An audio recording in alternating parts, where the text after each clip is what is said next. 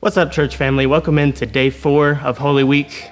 This week we've been walking through the week leading up to Jesus' death and resurrection. And so if you're just now turning in, pause and go back and watch the videos 1 through 3. But today I've been given the privilege to go through John 13, 1 through 20 with you guys. And this is just before Jesus' last dinner with his disciples. So starting in John 13, verse 1. Now before the feast of the Passover, when Jesus knew that his hour had come to depart out of the world to the Father, having loved his own who were in the world, he loved them to the end. During supper, when the devil had already put it into the heart of Judas Iscariot, Simon's son, to betray him, Jesus, knowing that the Father had given all things into his hands, and that he had come from God and was going back to God, rose from supper. He laid aside his outer garments, and taking a towel, tied it around his waist. Then he poured water into a basin and began to wash the disciples' feet and to wipe them with a towel that was wrapped around him.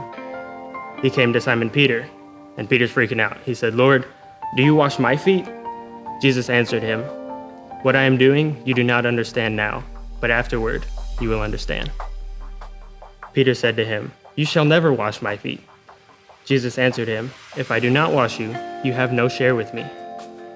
So Simon Peter's like, "Whoa, Lord, not my feet, but also my hands and my head too."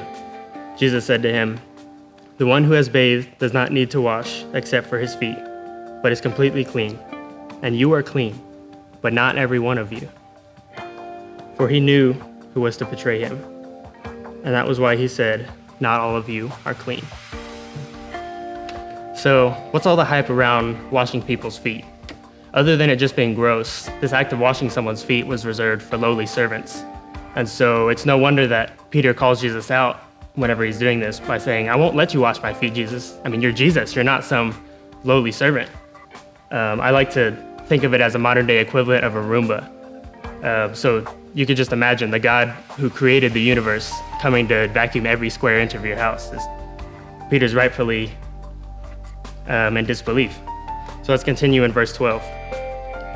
When he washed their feet and put on his outer garments and resumed his place, he said to them, "Do you understand what I have done to you? You call me teacher and Lord, and you are right, for so I am. If I then, your Lord and teacher, have washed your feet, you also ought to wash one another's feet. For I have given you an example, that you also should do just as I have done to you. Truly, truly, I say to you, a servant is not greater than his master, nor is a messenger greater than the one who sent him. If you know these things, blessed are you if you do them. I am not speaking of all of you. I know whom I have chosen. But the scripture will be fulfilled. He who ate my bread has lifted his heel against me. I am telling you this now, before it takes place, that when it does take place, you may believe that I am he.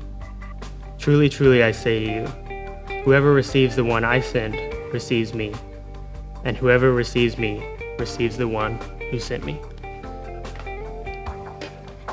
So Jesus explains that this act of washing his disciples' feet is an example of how they should treat each other and others around them. And that's a great lesson just right there in itself. But I think the most incredible part of the story is that he washes every disciple's feet. He knows that one of those disciples will betray him. Jesus continues to serve his people, even when he knows they don't deserve it. When he knows their heart, he continues to show them grace. And so I think of that question in my life. Am I like Jesus? Would I show grace to someone that I know is going to betray me, that I know is going to cause me excruciating pain? And honestly, I don't know if I would act that way. Jesus says, "Truly, truly, I say to you, whoever receives the one I send receives me, and whoever receives me receives the one who sent me." So maybe the real question is, will you receive the one that he sends you?